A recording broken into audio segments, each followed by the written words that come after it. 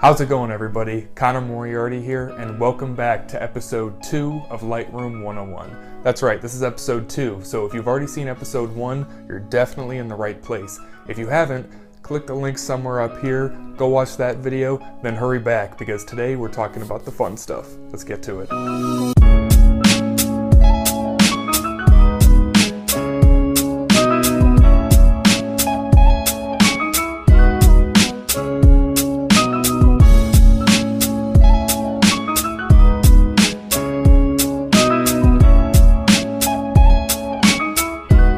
Alright, so like I said, we're going to have a lot of fun today because today we are editing our photos. I'm going to take you deep into Lightroom and show you all there is to know about editing any photo you may want to edit. Throughout the video, if you learned anything new, go ahead and hit that like button. That would be awesome. And also, if you're confused about anything, leave a comment below, ask that question. I'll make sure to respond to every single one of your guys' comments. Anyways, I'm done talking. Let's hop straight into Lightroom, get to the editing, and remember to keep an eye out for episode 3 of this series. Okay everyone, so we're over here in Lightroom, and where we left off after episode 1, you had just imported your images, you renamed them and added metadata to them, all that boring stuff, and then you went through all of them and ranked them and decided which ones you wanted to edit. So as you can see here, I have a shoot queued up. I just went outside and I did a fun little shoot with my girlfriend and my puppy that we have. I have a golden retriever puppy, his name is Sky. So we took a bunch of photos of him, and I've already gone through and ranked which photos I want to use. So like I told you before, you can go up here to edit, select by rating, and I selected 2 stars for all the photos I want to edit for this video.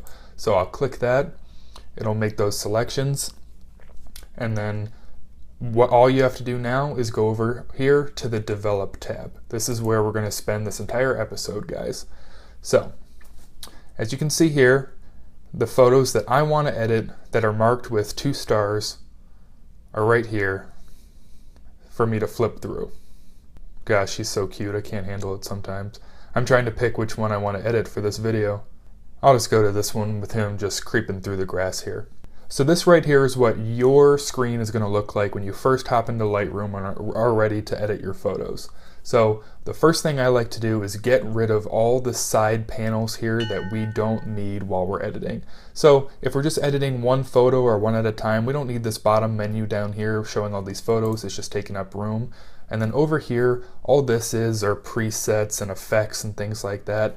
I think it's cheating. I don't need effects to edit my photos. I like to edit them all myself. Each photo is different. I don't think effects work on every photo, so I get rid of this thing. I never even use it. So all we're left with now is this panel over here on the right. And this is where we are going to live this entire episode. This is where all the developing that you are going to do on photos lives. And it's actually pretty simple how it's broken up. So all it is we have the histogram up here that shows you know, the levels of your photos and everything. You guys know what a histogram is. And then the way it's broken up from there is there's 6 tools at the top and then 9 menus down the side. And that's all there is to it. At the very base of everything, it's just 6 tools, 9 rows of menus. So the first thing we're going to do is start with the menus. I've closed all the menus here and I'm going to go through them one by one. So the first menu you have here is called the basic menu. And here is, wow, shocker, you got it, all the basic adjustments you are going to need to make to your photo. Stuff like white balance, exposure, contrast, highlights, saturation, all this stuff that you're probably used to that any basic editing software will have. So if I went through this photo, I might bump up the Kelvin a little bit, make it a little warmer like the sunset. I'd add some contrast to give some depth to the photo, maybe lose a little bit of highlights and some shadows. You guys know what you're doing here. I'm not going to explain to you exactly how to edit a photo. I'm just showing you where all these things live in Lightroom.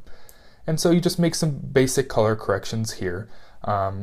All you do is slide these things. It's really, really simple. Another thing you can do is these numbers on the side here. You can click on one of them and use the arrow keys. I'm clicking up or down right now to adjust my exposure. That's another way to do it if you don't want to click the slider. So this is really simple, guys. Just the basic super basic adjustments that you would ever make. You can go up here and just click this black and white option. As you can tell, that'll convert it to black and white, pretty simple. Or you can just come down here and just completely desaturate your image, whatever floats your boat. So we're going to close out of the basic tab and open up the next one. This is our tone curve. Now, depending on how much editing you guys have done in the past, you may or may not know what the curve is. But it's really simple. This is basically just a different way of editing your photo compared to the basic menu that we just saw. So, I can click and drag this, and I can mute the blacks, or I can make dips in this lines and maybe add bump the contrast up. So for this one, anything I might do is maybe, mute the blacks a little bit, and then I can click to add a point, and I'll add a point right there, maybe drag it down, and kind of bring those blacks slightly back in, maybe click a point up here. So this is just what I do for this photo, guys. I'm just kind of messing around and using it for sake of example, but this is your tone curve. This is how you just make other adjustments like contrast, shadows, highlights, blacks, whites, all that kind of stuff. I'm not going to teach you how to use that, but that's what this menu is right here. Pretty simple. Let's close that up, head into this next one. This next one is one of my favorites. It's pretty fun. So basically, this is kind of like the selective color menu. So you see over here we have bunch of rows and sliders for different colors, and then up here we see hue, saturation, luminance, all these different options. So if we hover over hue, and then let's do one for example. So if we go to the red slider here, basically what that means is it's saying it's going to take all the reds in the entire photo and change the hue of those reds. So let's watch what happens if I change the slider. We can see that the only red in the photo is his bandana. So if I slide this, I can go and make that bandana orange. I can make it pink. I can completely change the look of that bandana. If I wanted to change how green or the color of the greenery behind him, I would just go to the green bar here, change that. I could make it, I don't even know what that is, like more of an orange, more of a turquoise. So I could do that. Or I could just select the saturation button up here. And then what this does is it would just say, hey, let's take all the reds in the photo, make them more saturated. Or all the oranges, make them more saturated. All the greens, make them more saturated. So that's just a way to select specific colors and alter them exactly how you want to alter them. You can also come up to here, hit the black and white option, and then you can change the power of these colors in the black and white feature. So you can add, how much contrast or depth there are to the individual colors, even though it's in black and white. So let's go back to where we started. I won't play with this right now. I like his red bandana. I like the color of the greenery behind him. I don't really need to mess with that. Next, let's go to split toning. This is also a pretty fun one. So basically what this is it allows you to take either the highlights or the shadows of the photo and kind of change the hue, I guess, or the luminance of the colors that come through. So I'll show you an example. Say, for example, I wanted to take the highlights of this photo and make them a little more orange and yellow to make it feel a little bit more like a sunset. We can see the sunset coming through the trees here, but if we wanted to maximize that a little bit, I would go up to here to highlights and click this bar right here. Basically, this is a color bar. It'll open up the color menu, and I'd choose a color kind of in here, like a yellowish orange. Click that, and as you guys can see, it completely changed all the highlights in this photo to that color that I selected. I can take this bar here, and this changes the opacity or how much that color will show up. So I can slide it all the way to the right. I can completely ruin the image, or I can bring it down. I think for this one, I might slightly bump up the oranges and yellows just a little bit, give it more of a sunset feel, just for the heck of it, just to show you guys. Exit out of that. You can change the saturation or hue of how powerful that adjustment you just made, and then you can do the same thing for the shadows. We won't do that for now, but one thing that's really cool that you guys, this is like a quick tip that you guys can really take advantage of. Let's go back up here to our basic menu and convert it to black and white like I showed you before. And then come back down here to the highlight area. This is pure black and white, what we would have had. Now if I choose kind of the same thing, kind of like a orangish yellow here, and adjust this slider, you can create kind of a sepia effect, kind of like a filter you would see on Instagram. So this is a manual way of creating that sepia effect without actually going and adding some preset filter to it. So basically you just took that black and white photo and took the bright highlights and put a little orange tint to it. You can make it a little more red if you wanted to, or you can even go crazy and go purple, whatever you want to do. You can just have fun over here. So I'm going to go turn this black and white off, and then I'm going to close the basic menu and put us back to where I was before, where I was happy with, and that, that looks fine. I don't know if I'd do this to this photo if I wasn't making this video, but I want to show you guys how to use that. Let's close that menu and then head over here to details. We're halfway done with the menus. This basically is just a way for you to sharpen or reduce the noise in your photo. This photo was bright. I wasn't shooting at a high ISO. It's sharp. I shot at 2.8, so it doesn't need any sharpening or noise reduction at all. But for example, maybe you shot some photos in a low light situation and you had to bump up your ISO and your photo was just really grainy. Then maybe you would take the luminance here, bump up the noise reduction, soften that photo up a little bit, reduce that noise. Or maybe you just need to sharpen your photo. Just adjust these sliders. You can play with it a little bit. That's how I learned these sliders here. I don't use these much, but they can come in handy every once in a while. To close that menu there, go to lens correction here. This is a quick little menu. Say for example, I zoomed in on sky here and I saw that, this isn't the case in this photo, but what if I saw on the edge of his fur a little purple line?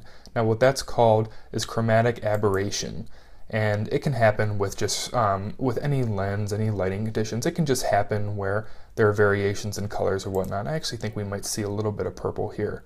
Sorry for that email, guys. So all you can do is click the remove chromatic aberration button. It'll automatically go through the photo, make some adjustments for you, and remove that chromatic aberration. Let's close that menu, go to transform here. This is another menu that I don't use, but all it is it's just a way for you to adjust the aspect or the crop of your photo. So we can go to aspect here and only, distort it and make it a different aspect. Or we can go to scale and then I'll zoom it in or zoom it out. I don't use this too often. I don't, here you can rotate. I'll show you a different way of doing this that I find a lot better. But for example, I don't find any reason to offset my photos like this. There's just no reason for me. So I don't use this very often. You can play around with it if you want to, but it's not the most useful menu in the world. Next, effects. This one I have open because it's nice to use every once in a while if you want to add some of this kind of stuff to your photos. Basically, all it allows you to add a vignette, grain, or dehaze to your photo. So you guys know what a vignette is. If I want to add a little vignette on sky here, I could do that, or maybe a bright one. We don't want to go extreme like that, obviously. Don't ruin your photos, but if I wanted to bring it in a little bit like that, I might. And then here you can change the midpoint of it, make it a little more stark of contrast. You can change the roundness, so if I do this vignette a lot, you'll be able to see the effect more. There it's not very round, or sorry, there it's not very round, but here it's going to round it a lot. So I usually don't mess with that much. You can adjust with the feather and the highlights, all that kind of stuff, but we won't mess around with it too much. Just play with those sliders a little bit, get the hang of it. It's really pretty simple. Grain, if you ever wanted to go for an old-fashioned look, add some grain to your photo, go for it. Yeah, your photos will look like this. Not my cup of tea, but if you want to go for it, by all means. The dehaze tool here, it's a relatively new tool. It's really, really cool. If you ever are doing landscape photography and you notice that your shot is very hazy because of that atmosphere, you're shooting over a great distance, you can just take this slider here and just dehaze your photo. It won't do much for this photo because it's not very hazy, but as you can see, it's just creating kind of adjusting, I guess, the saturation a little bit, making it a lot clearer, sharpening it, and it really does remove that haze. You can add the haze like this if you want, of course, but we won't mess around with that because we don't need it. But if you guys ever have a hazy, foggy photo, go ahead and mess with this slider a little bit, see what it does. It's pretty fun. Finally, this camera calibration menu, I never use it either. This is obviously calibrating your camera. The colors that come out of your the output of your camera. I don't use this much. I don't find it necessary. I don't ever need it, so I don't even touch it. Okay guys, so we went through all the menus here. You know, it's pretty simple when you think about it. Each one serves its own purpose. There's not too much to it. Hopefully I didn't go through it too fast, but go ahead and rewind if you want to rewatch any of my descriptions of these menus, or leave a comment down below if you have any questions about things I might have skipped over. So next we're going to go over the 6 tools up here in this bar. Once we go over these 6 tools, that's all there is to developing in Lightroom.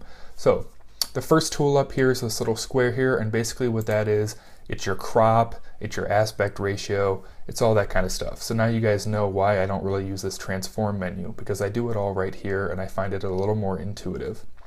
So first thing here, well not first thing I'll cover is this little bar right here. This is just rotation, so if I wanted to rotate my image, maybe the horizon was off a little bit, I'd go ahead and mess with that a little bit, maybe straighten out the photo. This one's actually pretty straight, so I won't mess around with it too much, but one thing I will do, maybe just for the sake of this video, is maybe I'll come in and crop the photo in just a little bit. I don't think I'd do this normally, but just for the sake of this video I will. And actually, now that I'm looking at this, guys, I'm going to go in the basic menu and bump up this exposure a little bit. I think this is during the sunset. I think sky could use some more light on him. Sorry to kind of sidetrack on you guys. Anyways, back to the cropping. So yeah, you can do that. You can click and drag any of the corners. Cool thing here is this lock here. If the lock is closed, if the lock icon is closed, when you click and drag a corner, no matter what you do, it'll retain the aspect ratio of the original image. Now if you unlock that button, you can pull it up, down, sideways, and completely mess with the aspect ratio from the original photo that you took. There's not much reason to do that. I always keep it locked just in case. And finally, you have the aspect here. You can click this menu here, and basically it just changes the aspect ratio. If you wanted to post a perfect square to Instagram, go ahead and click that. If you just wanted a specific aspect ratio, say you were printing on a piece of printer paper, 8.5 by 11, there you go. So you can change that. I go to original. That's that's how it was shot, and then I'll just bring this back down to my crop that I showed you guys before. I won't crop this too much. I like the photo as it is. Hit enter, and that's all there is to that. Next up, this is, I don't know exactly what it's called. This is the spot healing brush, right? Spot removal, that's right. So any of you guys familiar with Photoshop will be familiar with this. This is just basically a way for you to maybe remove a blemish on someone's face, or maybe take something distracting out of the background. This really allows you to alter the image a little bit. So there's 2 options here, the clone option and the heal option. The clone option, exactly how it sounds, it'll clone something in the image and it'll allow you to paste it somewhere else. So for example, if I go to my size meter here and make my brush pretty big, I can click on Sky's face here. Actually, sorry, I won't do that. I'll click away from Sky's face, maybe over here somewhere. Take this, and this little bubble here is where I'm selecting from. I can hover that over Sky's face and make 2 of Sky's right there. So basically it's taking a part of the image, cloning it, making an exact copy, and putting it somewhere else. So obviously that looks bad, we're not going to do that, but there are some creative reasons for doing this. Next we have heal right here, and what that does is it will basically do the same thing as the clone button, but it'll kind of sample the photo and make sure that it's not just giving you a rigid, unfeathered copy. It'll kind of take into consideration where you want to put it, and then kind of blend it in so it looks natural. So let's increase I'm going to leave it how it is actually. I'm going to make my brush size a lot smaller. And something I see on Sky here is there's something on his tongue. I don't know quite what that is. He likes to get into things. So if I hold spacebar and click, that'll allow me to zoom in. And then I'll make my brush pretty small, and watch what happens. If I just take that and click on his tongue, guys, it'll give me this box here.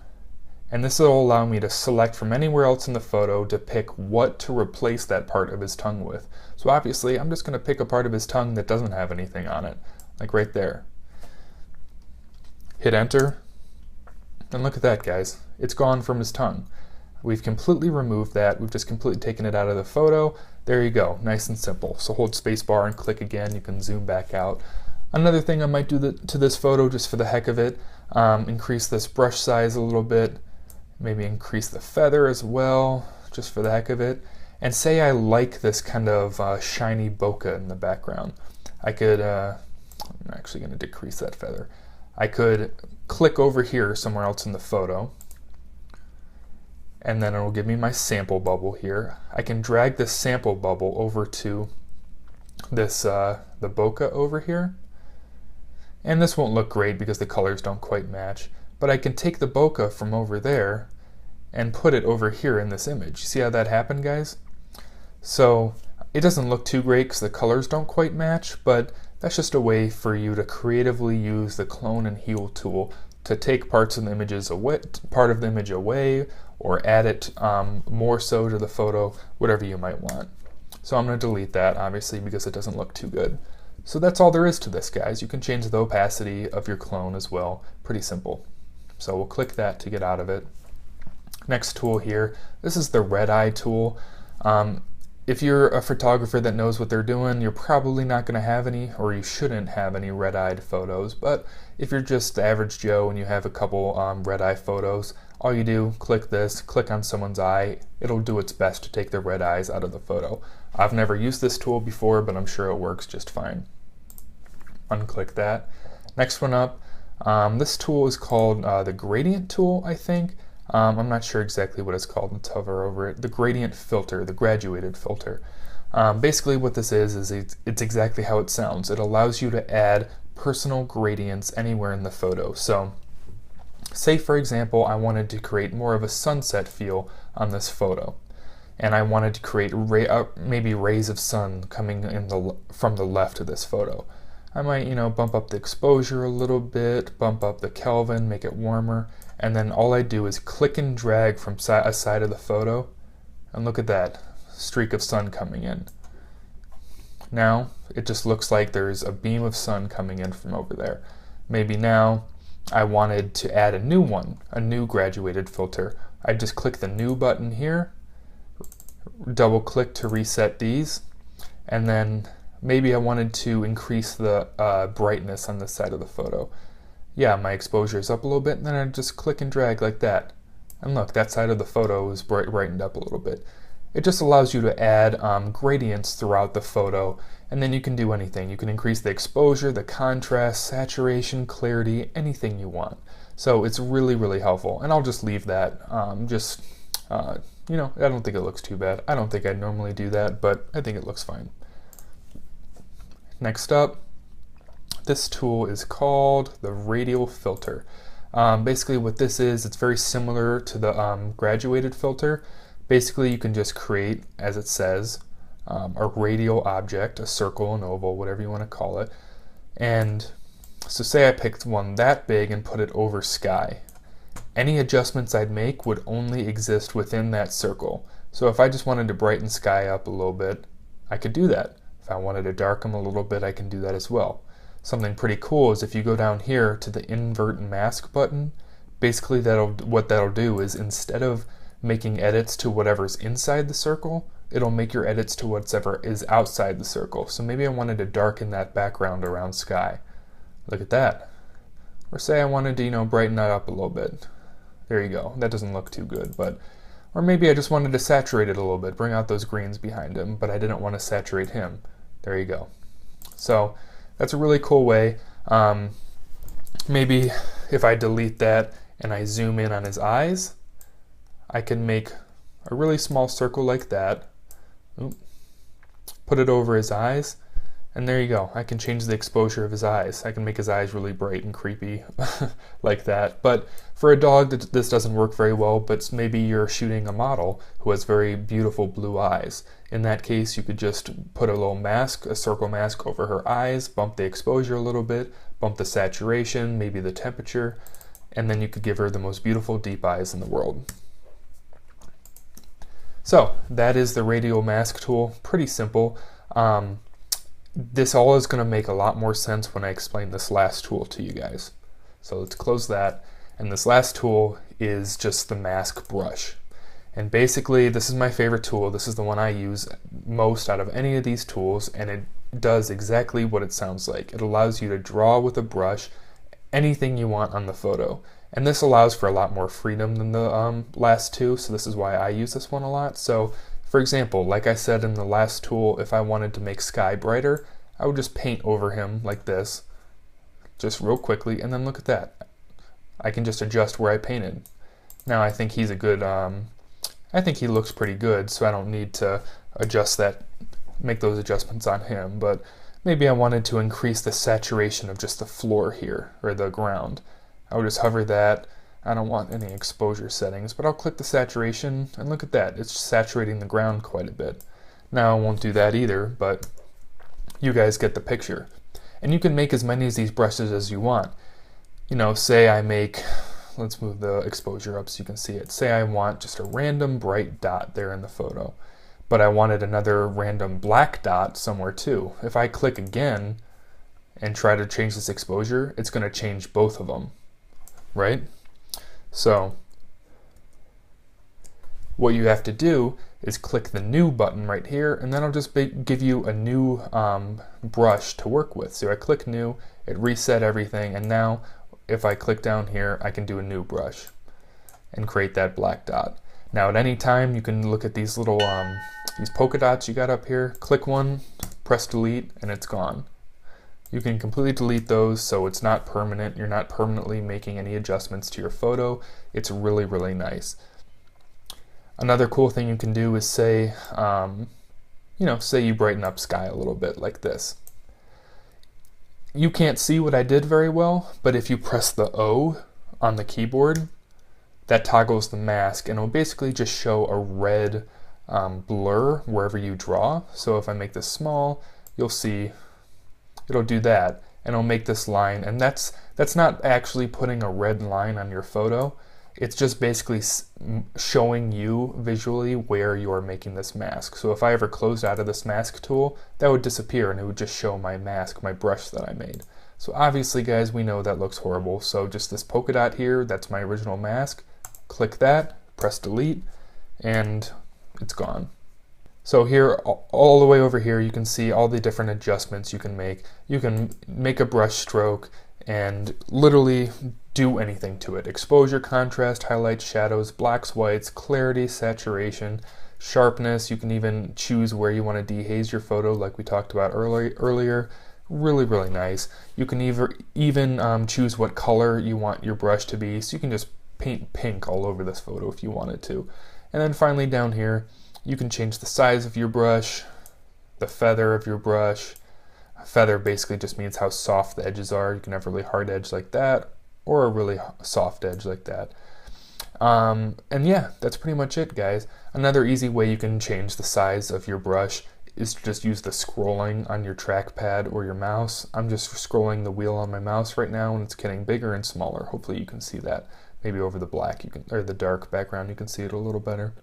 And then finally, like I said before, if you ever wanted to zoom in anywhere, just hold down the space bar and click anywhere, and that'll zoom in. I think that's 100%. So sorry for all these emails, guys. But yeah, that's all there is to the brush. It's pretty simple. It allows you to brush anywhere you want in the photo. Really, really useful. I use it so much. So let's exit out of the brush here by just clicking it again. And that's all there is to it, guys. We've edited this photo how we want to edit it. I think it looks pretty good. I might make some other adjustments, but I'll show you what I like to do from here. So let's open up this menu down here like we had before. And we have all these other photos, right? Say I don't want to make all these individual adjustments to all the rest of the photos again. Well, it's pretty simple. Lightroom's got your back, guys. Just press Control or Command C to copy, and it opens up this menu. And basically all this menu is asking you is, what settings that you made on this photo do you want to copy that you can later apply to another photo? So I've chosen pretty much all of them. My white balance, my basic corrections, my lens corrections, my whatever effects I put on it, stuff like that. The only things I don't like to include are local adjustments. That's one of the things I don't like to include because each photo is different and you don't want to mask, you know, a mask on this photo on over sky might be completely different on another photo where sky is in a different place. So I don't choose that. I don't choose any transformations I make to my photos. I don't choose any spot removals, and I don't choose the crop because every photo is different and that can change. But any of the color correcting or balancing of colors and tones and shadows and highlights, all of those I copy. So here you can press copy and then basically just go to another photo and then hit Command or Control V to paste those. And as you can see, it completely pasted all of those settings to this photo. Now, it doesn't necessarily work for this photo because the light is slightly different, but if we go to a photo like this one that's a lot more similar and paste it, you can see it looks a lot better. So that's a super easy way of just copying all the adjustments you just spent, a little while on that other photo making, and a really easy way to put it on all the rest of your photos. So a really, really cool feature about Lightroom, and this is actually for all Adobe products because they're all integrated, is that you can seamlessly take your photos from Lightroom, edit them in Photoshop, and then go back right into Lightroom without exporting or saving anything. So I'll show you how to do that. So all you have to do is while you're just have one photo open, go up here to Photo, Edit in Adobe Photoshop. Now a shortcut for this, you can see Command E. So if I click out of that and just click Command or Control E, give it a second to open up, you can see that it opens straight up into Photoshop. This is the exact photo we have with all the adjustments we made. And now, if you guys like Photoshop for any particular reasons, you can make any adjustments you want here in Photoshop. Now, I love to do this because there are just some things that you can't do in Lightroom that you need to do in Photoshop, and vice versa. There are a lot of things that you can't do in Photoshop that you can do in Lightroom. So this is a great way to use both the programs. So you can make any adjustments here. Say I wanted to dodge and burn some of this photo, for whatever reasons. I don't know. So do all the editing you want to do, make all the adjustments you ever want to do in Photoshop, and then instead of saving as a new document, you can just hit Command or Control S to save your photo, exit out of it here in Photoshop, and watch this, guys. We can head back down here to Lightroom, and there it is. This is the new photo that we just edited in Photoshop. You won't be able to see it because we didn't make any adjustments to it.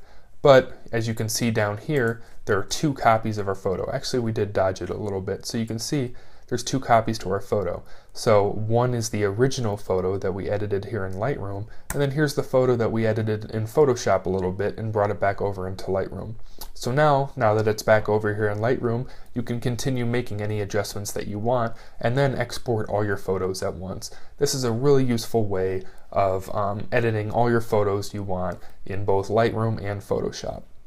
Alright, so now that we've made all the adjustments we want to make, and now that I've showed you everything there is to show on the Develop tab, I'll go ahead and show you some photos that I already went through and edited before I made this video. So if I go and select by rating, I rated them all by 3, just 2 photos. The first one here, this one I love. I used all those, all the editing options that I showed you guys. And then this one here, this one's probably my favorite. I used editing techniques both in Lightroom and Photoshop to get this photo. I really love it. I love how it turned out. So this is what you can achieve in Lightroom, Lightroom alone, and it's just a great shot that I love, and hopefully you guys can get shots similar to this using editing techniques that I showed you in Lightroom. Alright guys, so before we finish up, I have something that's really going to increase your workflow when you're editing in Lightroom, and those are my favorite shortcuts that I use while I'm editing my photos. You guys are going to love these, so let's hop right back in real quick and check them out. Alright guys, so let's learn some of these shortcuts. I have about 10 of them, and they're going to be super useful and help you increase your workflow by a lot. So the first one is Command or Control Z, and if you guys know anything about computers, you probably know this, but I'll just go over it real quick. Say I make a brush stroke up here, right across the photo, and I don't like that. If I just hit Command or Control Z, it'll just undo whatever I did. Basically, any adjustment, any effect, anything you do to a photo, if you press Command Z, it'll just undo it and go one step back. Another shortcut that I already told you guys, but I'll reiterate, is just the copy and paste feature. So if you go to a photo, press Command Control Copy, or sorry, Command Control C choose the adjustments that you want to copy from this photo that you just edited, press copy, go to another photo, press Control-Command-V to paste, and there you go. All the adjustments you just made are on your new photo. Also, if you go to a photo you like, go to any of these sliders here and hold down Option or Alt while you slide, and it'll basically show you any of the blown out or overexposed areas in your photo. So here you can see that there are certain areas that are overexposed, it's highlighting them. So the perfectly exposed image is the image that just goes to black, where you can see no highlights right there. So that's telling me that this is the perfectly exposed image. Just me looking at it, I would just tone it down a little bit, but you can do it on any of these sliders. So maybe if you were adjusting the highlights feature here, and you wanted to only adjust the highlights, which I would actually do to this photo, hold Option or Alt, make the slider button here, and then go to the point where the highlights no longer appear, and there you go. That should be, according to Lightroom, a perfectly exposed photo, and it's just a good way of representing that. Another one that I've already told you guys about, but it's really useful, Command-E while you're editing a photo. That's going to take you over to Photoshop and allow you to edit all your photos in Photoshop. Another really useful tip is just to hit the F key while you're editing, and say you think you're done editing but you just want to see this photo in its full glory, click the F button, give it a second. It'll take you to a full screen version of the photo you're editing, so you just get to see your edited photo in all its glory without any other distractions on the side. Hit F again to undo, and you can just go back and forth, full screening your photo. A shortcut that I use all the time is hitting Y when I'm editing a photo. Just wait till you see what this does. Hit Y, it'll show you the before and after of the photo you're editing. So the one on the left obviously is straight out of camera, the one on the right is the one we just edited. Hit Y again and it'll take you back to the one you just edited. Now to take it to the next level, hold down Shift and press Y, and it will show you a side by side. It'll basically divide the photo in half. The one on the left will be your original, the one on the right will be the new one, and just hit Y again to undo that. So that's a great way of comparing where you were and where you are right now. A really quick and simple shortcut I have here is over on the sliders. Say you make an adjustment like the clarity here. That's way too sharp. I don't like that whatsoever, and say I wanted to take that clarity slider and put it back to 0 where it was. I can spend all the time kind of clicking and dragging trying to get it perfectly on 0, but if it's up there and I just double click on the slider, it'll automatically set it back to 0. This works for any slider in Lightroom, any single one of them. Just double click on the slider and it'll set it back to 0. The next shortcut is over here in the mask menu. Remember when we were making adjustments, guys, and I told you about these little polka dots up here that show you your mask? If you don't like those all over your photo, just hit H on your keyboard. That'll toggle your polka dots on and off. So you can edit your photo, do whatever you want to do, and say you don't like what I just did. Hit H, make that little thing show up, click on it, and press delete. Another one over here in the mask feature that I already told you guys about is just use the scroll feature on your mouse or trackpad to increase or decrease the size of your brush. It's way easier and simple than going over here and trying to drag the bar to exactly how you want it. So for example, if I just wanted one perfectly the size of Sky's face, I will just use my wheel here and make it perfect right there, and then make my adjustment. That looks horrible, but you guys know what I'm talking about.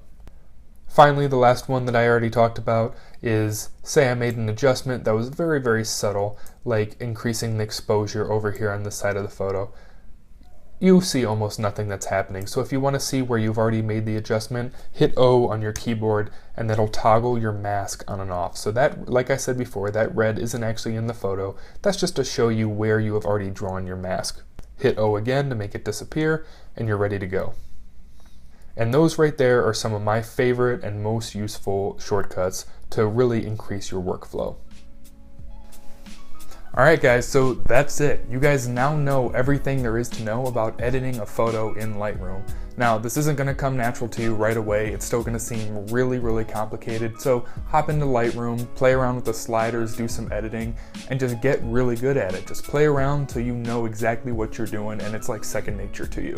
Like I said in the first video of the series, this is going to be a 3-video series. In the next video, we're going to talk about organizing, exporting, printing your photos. So the final tangible result of all these photos we've been working really hard on. So definitely make sure you don't miss that one. Hit that subscribe button below so you stay up to date with when I publish it. It might already be published depending on when you're watching this video. And hit the like button while you're at it. I know this was a really long video, guys, I'm sorry, but there's a lot to Lightroom, a lot to go over, so I'm glad we got to cover it all. But anyways, that's all from me. Guys, I hope you really enjoyed the video, and remember to tune in for episode 3 of the series coming soon. Thanks a lot, have a good one.